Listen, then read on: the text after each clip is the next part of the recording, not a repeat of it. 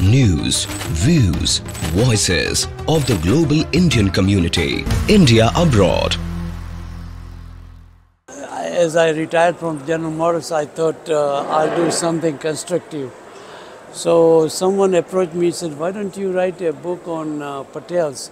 Because Patel hotel industry has become a mammoth empire. 60 to 62% of all the hotels and motels are owned by the Patels. So I thought I'll do the research. But as soon as I started research, I found out there's nothing about Patels in archive. There are 500 books on Punjabis who came in 1904, but there's nothing on Patel. So I started from the scratch and did the oral interviews. I interviewed 160 Patels, descendants of the original hoteliers. Patel started coming in 1920s, 30s and 40s, and since America was kind of not allowing Asians, so Patels were coming illegally through Trinidad, Panama, Honduras. So three Patels who came, Nanalal Patel, Kanji Manchu Desai and Dilal, they came via Panama and Trinidad, and all three are original founders, and they all came illegally in America. Illegally. They came with no visas, and somehow they started working in Punjabi farms in California, in San Joaquin Valley near Fresno.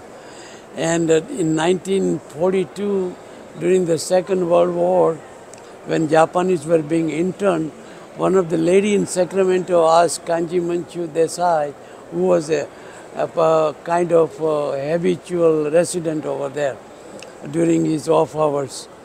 So he started taking over, he offered her some money, like $350 down and $75 a month, and he got first Patel hotels called Hotel Ford in Sacramento on Key Street and 6th Street. And it was a single room occupancy, the hotels. It was 8 by 10 rooms, and the bathroom is down the alley, and there wasn't much service they provided, and 50 cents a day. And in Kanji Manchu thought this was a better job than working in Punjabi farms, because in farms you work day and night for $10 cents an hour. So he made $100 first month, and he was so elated. He said, this is a better job. So every Patel who came to visit his hotels, he said, if you are a Patel, lease a hotel. And so from one hotel, it becomes 3 hotels. And then he moved to San Francisco, where he got his first hotel called Goldfield, and he became a host of all the illegal Patels who were in nearby. So he helped them get the hotels. Like in those days, you have $1,000 to $1,500 down. You can rent 150 room hotels, and you can make between $100 to $125. In those days, $100 is like $5,000 now, because you have such a huge buying power in those days. No, the first hotel was demolished, and in its place there is a convention center in San Francisco.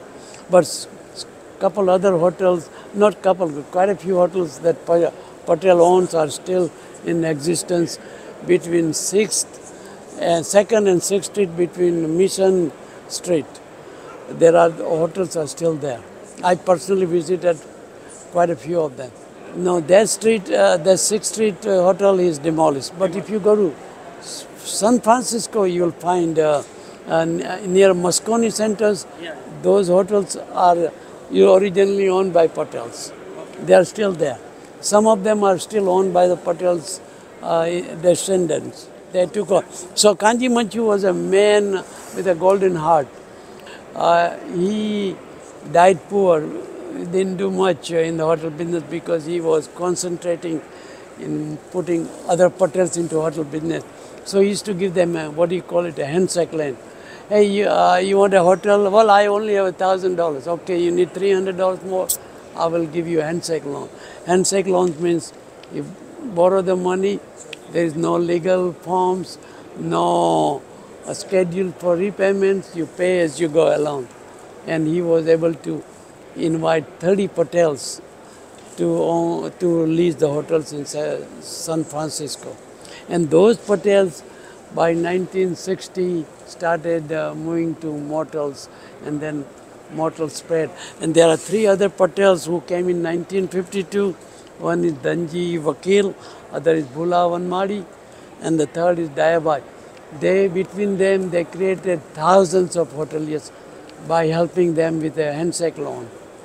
So this is the story of how the Patel started into hotel business. They didn't make much.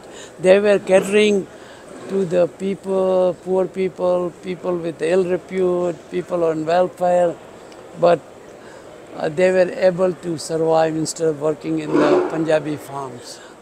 Keep finding of the Patels are such a clannish community. They will help anybody who is from their village, from their town, or from their or in their relations. They help them get a hotel with all the help they can provide.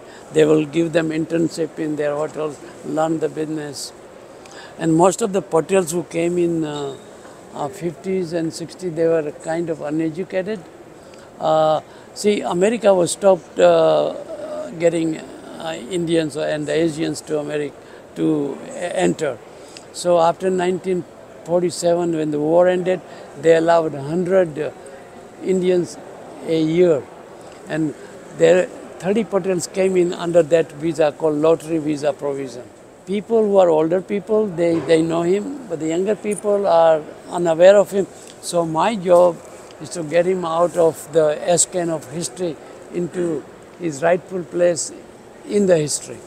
So that's what I did. I said, without this man, Kanji Manchu Desai, the Patels wouldn't have been in the hotel business. This Kanji Manchu Desai is town called Digas near Surat. Okay, in Surat, he was a son of a farmer. In Surat district or in most of in India, it's either too much rain or too little rain. So when there is too much rain, there's not enough crops to support the family. So if you are the youngest children, you go to either Kenya or Tanganyika or Panama or Trinidad. So Kanji Manchu went to Trinidad where he couldn't make any money. So somebody told him, go to America. America is where the milk and honey is. So you will be able to get your share of milk and honey. So that's how, since America won't allow him legally, he came via illegal means. And most way to get into America in those days, you take a boat from Trinidad, land in New York, they give you 2 days visa, and that they hopped out of the boat and go to California, work in the farms. And so this is how these three Patels work in the farms, work as a 10 cents an hour, and they were subject to discrimination, subject to immigration raid, but they were very determined people. They didn't want to go back to Surat because they will be branded as a loser. So they stayed and waited their time, and the time came in the form of World War II, and they got their opportunity. And from 1942 to 1960, they got so many Patels into the hotel business. And once Kanji Manchu got kind of voluntarily deported to London, and his family stayed here and they got into hotel business, and other people's families stayed and they got into hotel business. And by 1960, opportunity opened up to get into motels. So they got into motels, and then from the Bay Area, San Francisco area, they spread to across the country. In those days, Patels actually started with the depressed area in any part of the United States, they will work hard and remodel the motels and make their living. And they paid their sacrifices. They didn't want to hire any help, so their wives cleaned the rooms, their brother manned the desk, and they did everything to save the money and put the money back in the hotel business, motel business rather. And so the brother learned in 2 years to get his own motels, and then brother got his brother-in-law and his sister-in-law, and that's how the Patel hotel and motel industry spread across the country. They own 62% of all the hotels and motels in America. So the number would be over 30,000. They contribute enormously to the American GDP. They employ thousands of people, and they pay a lot of taxes. And Patels have done very well. Some of them have graduated from the small hotels to the big hotels like Holiday, Hilton, and all those, and the boutique hotels. So the wealth is enormous that Patels are enjoying right now. They work hard, they clean the rooms, they deal with people of ill repute. They had to clean the bathroom. The women who are uneducated, they came from Surat, and they had to see the winos and drunkards on the street. So they put up with all these things to be able to improve their business, and they have graduated from the small-time hotels to the big-time hotels. Hotels are power to be reckoned with. Not only they are influential, they dominate American hospitality landscape. They have a big say in these matters. Of course, there are regulations by the federal government they are trying to overcome, but they have done reasonably well. I would say they have enriched themselves. Now it's the second and third generation of Patel. You see all those Bharat Patel, they are third generation. So they have not witnessed their ancestors suffer. But so my job was to bring this part of the American immigrant success story. And it is really American immigrant success story. If they were in Trinidad or London, they wouldn't be able to do what they did. They built an industry with a massive employment, massive wealth, thousands of dollars in their hands. So they have enriched themselves. Now, I have interviewed 165 Patels, and they are very wealthy, they are rich, and they are influential. Some of the Patels families own multitude of hotels, not only one or two.